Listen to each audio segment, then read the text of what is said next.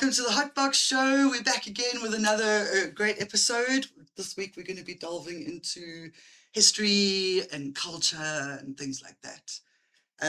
We have Mertz coming up with a chat with Nico, Pedro Nicoletti, but we call him Nico.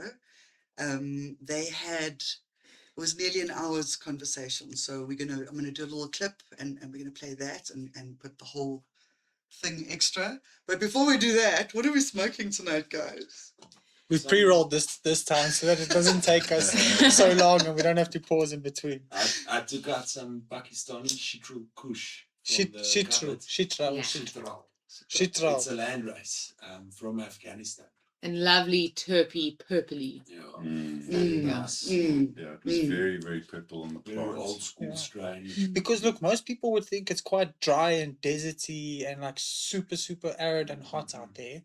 But actually there's a lot of tropical regions in Pakistan and Afghanistan where a lot of these cold tropical Mountains. climates, where that's why you get a lot of your purple stuff coming out of there. And, I think the dryness contributes to how the morphology of the plant changed, because this is a fundamental indica strain, right? Yeah, that's So the indicas, they're very dense buds and they're shorter, stockier plants, whereas the sativas are long and the buds are quite airy because of the more humid conditions. So if you think about it, it's a sought after trait, and the trait is like that because of the environment that it came up in, you know. Yeah, it does have cool bud structure. That's Yeah. land race. Smelling quite nice. Is it adapts to its climate and performs in that climate, and that's the adaptability of the different regions. That's it. So it's Ooh, smart stuff. Oh, this is quite nice. So talking about different regions, guys, we all, especially us paler persuasion folk in South Africa, have ancestral history that obviously is not African. So we thought we would discuss today, like where our roots come from. What did they use cannabis for? How long ago were they using cannabis? What were they using it for? Was it just cannabis? Was it cannabis and hemp? Was it, So like, what is your ancestral history? Look, my people, I'm such a mixed breed South African. Like a lot of us white guys in South Africa are mixed breed from a lot of different European countries, but as well as different African countries. So my people descended from the regions of like France, but in a place where they didn't necessarily have the right climates and stuff to grow cannabis that was super psychotropic, so it didn't necessarily have the spiritual meanings that it did in most other cultures. For people in that region of Europe, they would mostly have used their hemp for things like clothes and furniture and stuff like that. Some medicines here and there as well, but not necessarily anything spiritual like you would in the eastern regions of the world. hence why French hemp genetics are so popular. Yeah. Because there's years and years of breeding for that purpose. England as well. That's why there isn't really that much history spoken about cannabis in Anglo history books. Is because they didn't necessarily grow psychotropic cannabis. But like, I was interested in this the other day, so I was doing a little bit of research on I was going to say, dude, you have research. what different cultures would have used it for. And to be honest, I found yours, you have a Greek culture, Greek background, right? So I found yours the most interesting. I mean, we're on the Hot Box show, and the Greeks created what was actually the first hot box. That's right. Yeah, it's started. Well, the first recorded evidence that they have of this is the Scythians, right? It was part of their funerary rites. So they would burn cannabis. After a funeral, people would cleanse their bodies, and they would construct a small little tent using some sticks and some fabric, and they would heat up some stones in the middle, and they would just pile cannabis on top and just like a sauna. Vapors. Yeah, exactly. So it's kind of weird that the one common theme that you find through different cultures is that it's often associated with funerals, right? Even in Egypt and in other cultures. And I was thinking about that. It's kind of like cannabis had this magical power that people believed allowed them to speak to commune with another realm, The ancestors. to commune with the Yeah. ancestors, exactly. So if you, that's kind of a common theme even in South Africa, right? With the sangomas and stuff, it's the whole point of those rituals is to commune with ancestors. So I just found it interesting that there's that one consistent theme from culture to culture, throughout the right? world. Yes. Yeah, throughout the world. Yes. There is very much a spiritual element around burning cannabis. Even if you don't inhale that cannabis directly, just burning it, there's a spiritual element to it. What I found was that a lot of like colonies and empires that were like growing up in the middle centuries, they used it industrially. They were very much against burning of cannabis, but they wanted to use it for ropes and sails, and especially in the time of naval, like when navies were growing and people were sailing all over the world, they were using hemp as their like as the material to grow, Yes. to make the sails for the ships, and that's how they got to explore the world and cross the oceans. Speaking of crossing oceans, I mean, my ancestors, we come from Norway, so Vikings, and there's records of them growing hemp.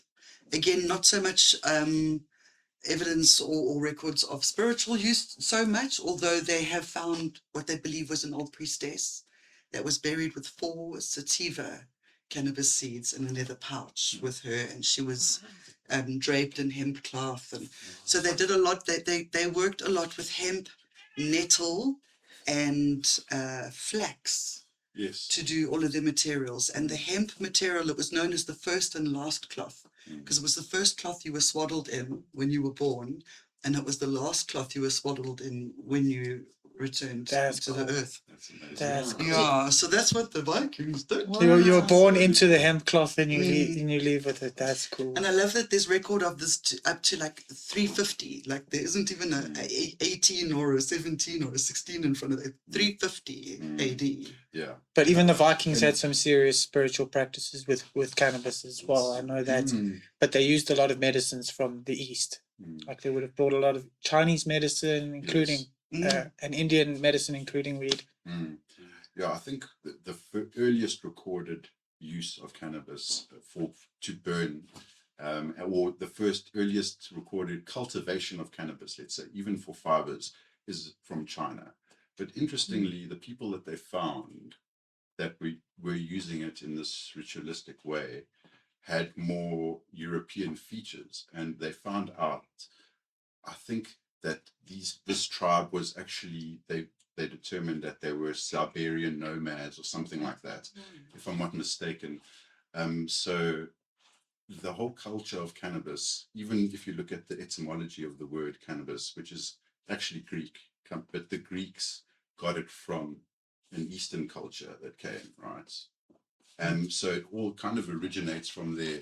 It's interesting looking at the word, and I'm wearing a t-shirt, decolonized Dhaka appropriately today with all the words on the back, and it just had me thinking about it, just thinking about the word cannabis and how it arrived to where it is today. It's wild. It's telling. It's very telling. Maybe we should go into like the history of cannabis in South Africa and how like with the whole decolonized Dhaka thing. Oh, that's also again another reason that I'm like I was a little bit maybe nervous about talking about my own culture when it came to cannabis, because as we all know, it was the old Afrikaners that started cannabis prohibition actually across the world. Yeah, it was the people followed our example from here. I think the common theme that I see is colonial powers that were against the medicinal or the use of cannabis as a sacrament. They, like you said, they supported the fiber, right? They were like hemp for victory at the same time while they were doing these hemp for victory campaigns. In Greece, my people, an underclass was emerging called, they created this style of music called rebetiko. It's kind of like Greek blues, but they are known for just smoking hash in the cafes, and they're like singing about like smuggling hash from different countries on the ships, and then crying when the ships didn't These are make old it. They're folk like, stories, "Oh." like old folk songs. These songs Stuff. that still exist, and there's a whole style of music called rebetiko that's very popular still to this day, and very the Greeks have claimed it as their own culture, but it actually it came about because there was some sort of treaty that was reached between Turkey and Greece at the time, and it was essentially exchanging minority populations. So they would say, okay, cool, the minority Turks can go back to Turkey, and the minority Greeks can go back to Greece. And this kind of underclass emerged, like a two-classed society. So these guys were like more hardened people that were living in poverty and facing hardships, and their culture that they brought with them was that of smoking hash and making music. And I'm sure some of my genetics might have been passed through those same roots. Yeah. But that's exactly why we're talking about this, right? Because again, everywhere you go in the world, you meet people through cannabis, and you end up sharing all of these stories with each other. And I mean, anywhere in the world that you go, anywhere. I just love how it spans all the But cultures. yeah, and to get back to like the South African history and the decolonized Dutch, it's like in the history is that I can't remember which colonizer it was, and that's a it It feels was Jens. yeah maybe I don't know, can't remember. It is in our manifesto, the It's in the actual manifesto? screenshot or an image of the history books, because I think Myrtle and Jules went to the library to get an actual picture of it.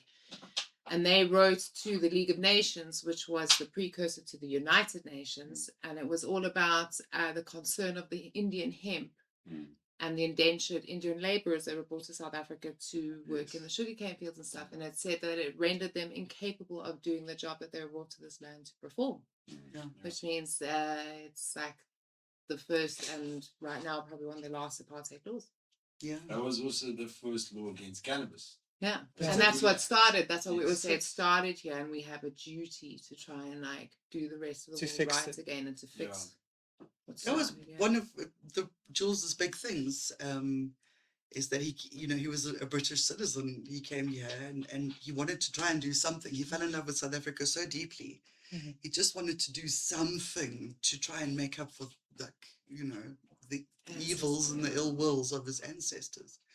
So And he worked in India, by the way, as well, for quite a long time, working with hash. Yeah. And they were, I don't know if you guys have ever seen those videos where the guys actually rub the flowers of the plants, the charas, and then they scrape off the black hash from their hands. That's what Jules actually was doing in India as well. And I think he connected with that story because he had explained it before about the Indian slaves that were in Southern Africa and how much of a big part cannabis was, Kush was to their culture. Yeah. Yeah. The sacrament. absolutely. They were a big hash culture, man. Hash. And it's not, everyone just thinks of smoking, but tea was the hugest form of consuming cannabis, right? For centuries, for hundreds of years, people have been sitting drinking cannabis tea, and I think that was. So that's a practice in the Hindu church where they'll come together once a month or every other like time and drink bhang together, like have these ceremonies where they'll make the tea either from milk or from water. Yeah, bhang they use like yogurt or something. Milk. Yeah. They use milk, and also the hash amongst those tribes and cultures was just massive. The rise of the hash era came with them. You know, I don't think most guys on earth were smoking hash until the Indians brought it along. India and Afghanistan. The Hindus. I met Bedouins in the Negev desert that smoked a lot of hash, and these are people that actually they travel throughout large distances, living in different places all over.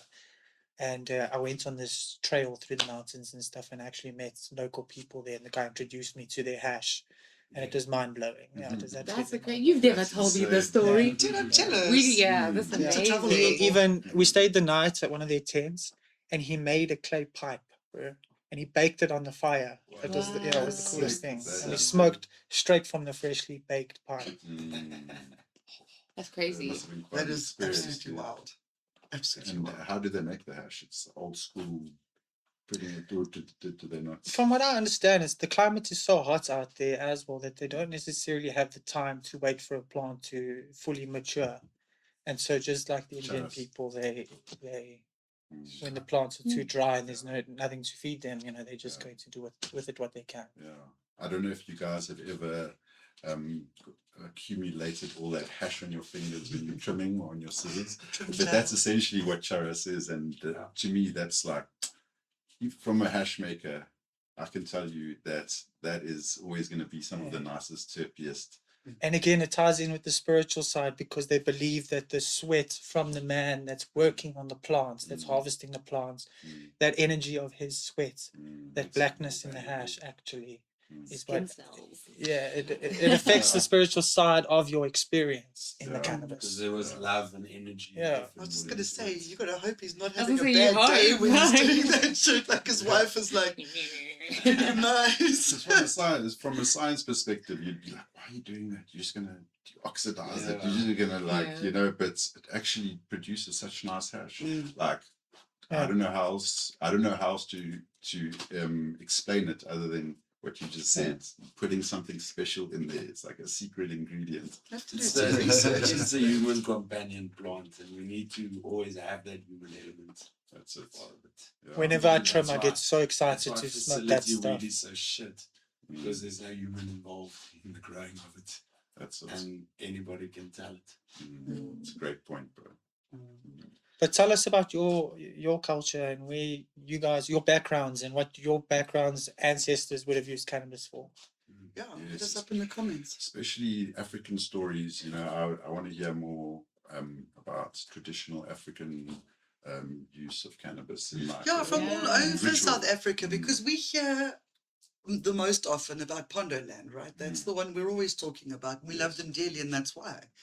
But I want to hear about the far ends of Limpopo and Mpumalanga and, KZN down the south coast somewhere. Or I think the earliest records of cannabis use in South Africa was actually amongst the Boers, and they wrote down a recipe for foot cream that had cannabis in it.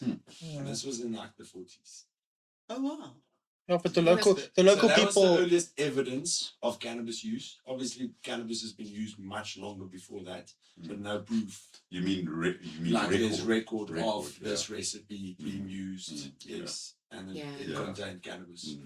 But we know the Khoisan used cannabis. Yeah, I was going to say, our Khoisan, our nation's first people, that's where the word dacha comes from. Exactly. And the stories about all the kings that only smoked 1 year old fermented cannabis, and there's we've done shows about that in the past. You can actually check it out. King Haile Selassie and the Emperor of Kenya. He was a big cannabis user. He was super rich. Is it Ethiopia? Ethiopia. Sorry, you're right. Yeah, because I do believe, I've been doing some research, and I do believe that next year, November, will be 100 years since he was, what's the word? Crowned, which would then mark 100 years of Rastafari. Yes. So centenary, big year coming up next year. Make some plans. Yeah, absolutely. Guys, I think let's hop into the chat Mertz had with Nico, because they talk about a lot of what we've been talking about, but the Brazil side of things, which is very, very interesting to hear.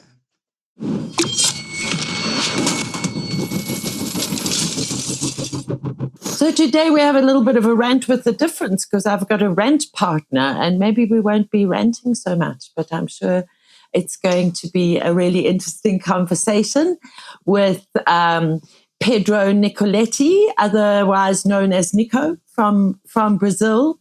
So Pedro, Nico, tell us about you, my brother. All right, on Myrtle. It's an honor to be here. Very happy to talk to all Hotbox listeners and watchers and smokers around the table, and it's very excited to be here in this moment of time where we're legalizing cannabis, and I can travel around and know our fellows in other countries, and they're passing through the same struggles. I have the impression that we are on this struggle for the same reason.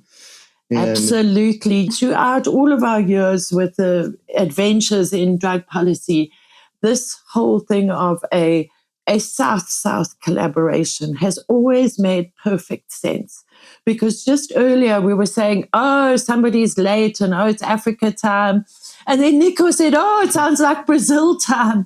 I think that there's lots of parallels between us and the vast nation of Brazil. You come from a big country. Big country. It's and we are usually very late, and but we have a very common background, I think, in colonialism and all of that. And the reason I came here right now is because of that similarities, and because it tells about our reasoning, right? The much that we relate to ourselves, and my always wanting to come over and know what most of Brazilian heritage that I like and live there in Brazil, like music wise, and also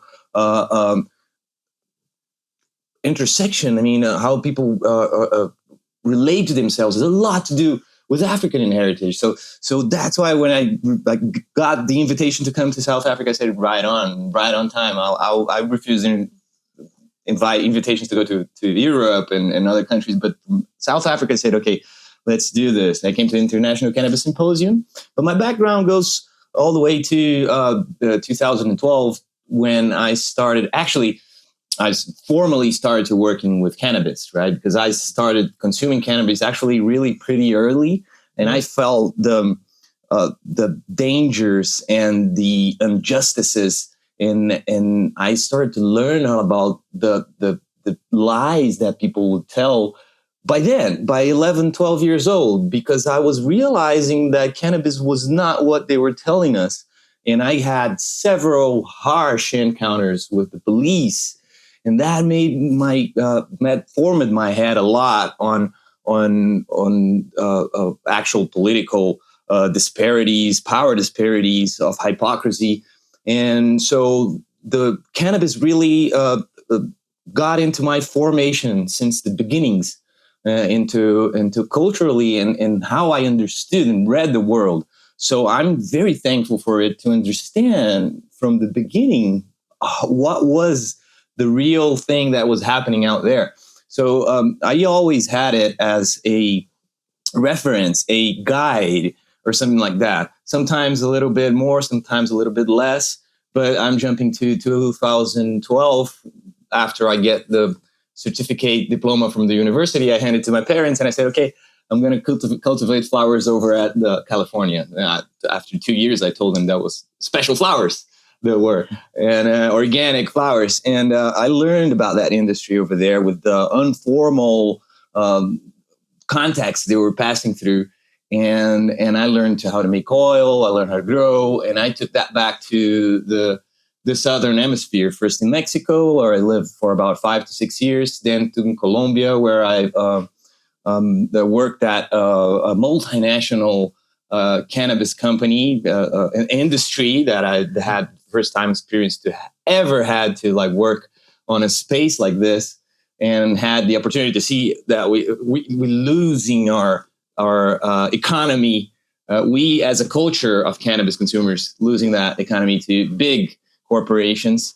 And then I head back to Brazil in 2022, where we're at right now, which is a problem that pretty much regards and have several similarities with the South African reality right now. And I started working with associations, with nonprofit organizations, to ensure quality they're producing matches, or even better, surpasses the industrial quality, so that we have legitimacy to occupy that marketplace or that economy for ourselves as well, that are well deserved it. So that's why I came to South Africa. Okay. Oh, well, that's really amazing. When you look back to the history of cannabis in the Southern Hemisphere, and as you said, it is a colonial legacy. So, in terms of the history of cannabis in Brazil and the ongoing legacy craft situation there, do you have Brazilian land races that have adapted, cultivars that have adapted to various parts of Brazil? Because I know Brazil's got, I don't know how many different diverse biomes in their climate. So do you have Brazilian land races that have always been cultivated for centuries? Well, yes and no, actually, because it has, well, the history of cannabis in Brazil dates back to supposedly, allegedly, where the slaves brought it to Brazil. And it pretty much the history that we got accepted is that the slaves were, the African slaves were the main responsible for bringing the psychoactive cannabis, while the European brought the hemp cannabis, right, for the fiber for their boats that were built on hemp and everything. And so these seeds were started to grow in Brazil widely, and they were widely used by the slaves. There's several registers that they used especially to endure their difficult conditions of life. So same here. So it's funny how, it's always being consumed for therapeutic reasons to endure the harsh life that we have, right? Right now with all of our mental illness and the world going information crazy, so it's lower a little bit down. Back then with the pain, physical pain they were feeling and endure all that resistance. And so these seeds start to grow in Brazil. So we have about 400 years old of 400 years story of cannabis growing over there. But it was very, well, after that, main group that got to cultivate cannabis in a certain space for a long time were the indigenous people, which in Brazil is different from African slave people, because now Brazil got indigenous groups there already. And that being because they had a territory specific for them. Black people didn't have. They were slave. They were. Sometimes they ran off and made their own villages, and that's a big story as well. But it didn't really catch momentum to have several different generations of growing cannabis over there. So that was very dissipated. It was not really centralized in anywhere, and that developed into some kind of varieties. We have one called Manga Rosa, for instance, which is really close to what they in Colombia called mango biche, the mango, mango flavor. Yeah. And there's some very similar in Mexico as well, I found, flavor-wise and taste-wise, and also effect-wise, of course. But that in Brazil specifically, I mean, I think in Colombia and Mexico had different contexts to preserve those genetics. Indigenous, very, very closed, they made a fight with the state. The colonizers couldn't really get in, and that lived up to now. But Brazil didn't really had that. And also, like in the recent history, we were classified as a consumer country, in that kind of like division in between, like world drug exchange. We got producers for one side and the consumers for the other side. We were always the consumer country. We didn't really have like this strong culture of production. And so we're just developing right now. So there is some stories, and that's also similarities with Africa about Brazilian native genetics. One of them that originated the White Widow strain, supposedly, but we never saw that strain in Brazil. People don't really know where they came from. So some colonizers kept coming, and but not the same context colonizers, but people from Europe and the U.S. came down and found those genetics back in the early globalization era of 60s and 70s, and they took those genetics and they made new genetics with it, and that's what we have of Brazilian genetics. It's diluted into whatever else came next, so we don't really have a track on that, really. I see Africa has a lot more to it than Brazil.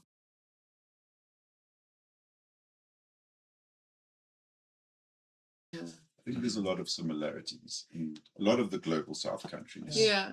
Interestingly. Brazil and South Africa, the people, like our mannerisms, our like joy and like friendliness and stuff is all very similar. Interesting though, because I heard from Nico, we were at Druids the other day, showing him around, and he said that, I think it was like, I'm sure he mentioned it, but traditionally that they never grew cannabis. It was always brought in from like Chile and places around there. Okay. So it's got a long use, but Interesting.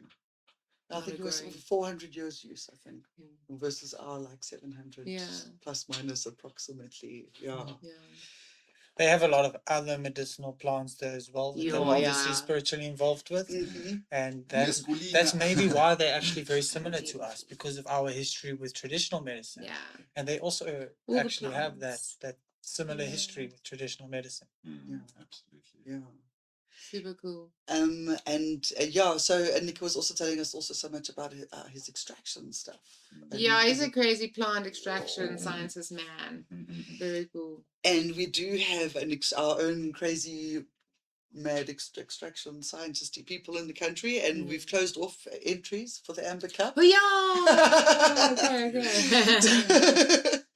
So entries are closed for the Amber Cup. But if you really still want to send me a message, tell us you know us. It's fine. yeah. We'll make it fun. But almost there. And call for sponsorships though, and something else. Oh, places that would want to potentially host a small tasting. We will be reaching out to the Fields of Green for All DPC member clubs first. So they'll get first dibs, obviously. Or just sign up and then you're part of it. Sign up and then you get first dibs. That's it basically. We Yeah. looking for venues, and we're always looking for sponsors, you know.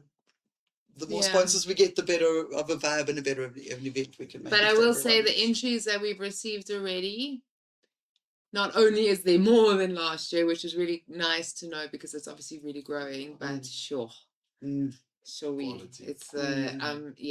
I'm a little bit nervous if I'm honest. It's going to be quite... Competition is serious. Yeah, I think I never enter. I'm not that kind of scientist, if you will, but I just love being a judge. And I mean, everyone's a judge on Amber Cup. It's not just like you have a panel of 4 or 5 sort of locally famous people. It's like everyone arrives, they get a card, all your different contestants are on that card, and you go from table to table and you try everything and you judge them all. And the results come from all the guests that judged. And it used to be just one event. And from last year, we've started a new thing, thanks to Medusa and the gang. Oh, love you guys so much. We've been doing activations. So we've taken those entries to different places around the entire country. So it's not just like... But that is all anonymous. So that's what I really like, is not only are we getting more votes, so it's going to be even like, what's the word? Fairs, maybe. Yeah, more accurate, but it's all anonymous. So there's no bias, nothing. It's like a proper study, focus group, if you look at it from that perspective, which is what kind of attracted me to the idea, other than just the cultural experience.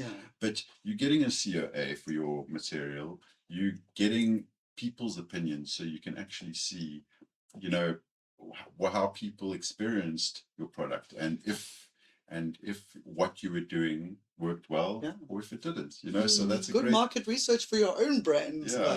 I'm not expecting to win, because I know some of the extractors that have entered. I know their stuff is really amazing, but it's going to be really nice to be there with them, to experience their product, have people experience mine. Maybe they can give me a point or two, maybe the next one will be better.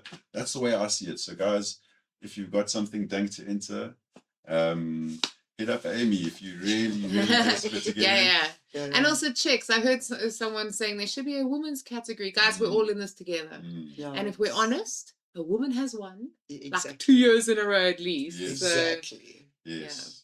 it's going to be good. She is very skilled. She deserves the award for sure. The flowers for sure. And the nicest person. Is that deadly? Yes. Yes. It's immediately we give thanks. We're big fans. So we do have some news from around the world on cannabis legislation, laws, court cases. I think just to say we're with them in heart and solidarity, and Barbados, Namibia, and Kenya have all lost their court cases. But it's Sweet, not yeah. something that we are going, oh, boo-hoo, this is the end, my only friend. This is at least put the conversation out there Yeah, in their for court sure. systems. It's got the public speaking. And I mean, that's how And the world is changing. It's clear. The fact that like the so rest many of us will places keep are- peer pressuring them. Yeah. I believe India's also just had something. India, it's been going on for a little while from what I was reading. And the courts were kind of like, government, you need to sort this out. And it's coming up to the deadline of when they needed to sort of, look at things. Because we all know, as we've heard today, the history, Yeah, cannabis in talk India. about an important place for Yeah. cannabis in history. India. India, Like, exactly. I mean, holy shit. But the fact that human rights and our plants' rights are so prevalent right now and across the world, big global conversations are being had, which are just, it's amazing. Everyone, the whole world's looking at us, at South Africa. Mm. And we're going to have to do it right now. Yeah, that's it. Well, we'll just have to just keep putting one foot in front of the other, and that's the only way we make progress, And right? what a pity, because Barbados, can you imagine smoking there on the beach with that Caribbean culture? it's Even Namibia, the coastline of Namibia is a beautiful country as well. Yeah. I would also like to experience it utterly gouged off of my behind. Kenya, imagine what that could bring for them with cannabis safaris in Kenya and the Great Migration and all of that stuff. Imagine. And it's interesting to think of how many land races we've been robbed of because of prohibition. Because if a plant is illegal, that means it's not allowed to live. It's a death sentence for that plant. It's crazy. Yeah. The whole concept of a plant being illegal is Oh, very, very wild, because you cannot put it Daryl in. would say. You can't put it in handcuffs, and you can't take Very it to true. jail, and you can't put it on trial. We did call the Dachakapel trial was makes so called the much trial of the plant, sense. but Yeah. it's the trial of the use of the plant. Just it adding does. It extra makes so words much- sometimes. So I think we can all thank the criminals for the past 100 years who's kept this plant alive. Yeah. Good people disobey bad laws. That's it. Anyway, guys, I'm going to urge you deeply to light one up for Jules, and I'm going to say Brad as well. Thanks. I'll be selfish on that. Salute. Absolutely. Stay safe and choose happy. Like and subscribe, guys. One love. Know your eyes.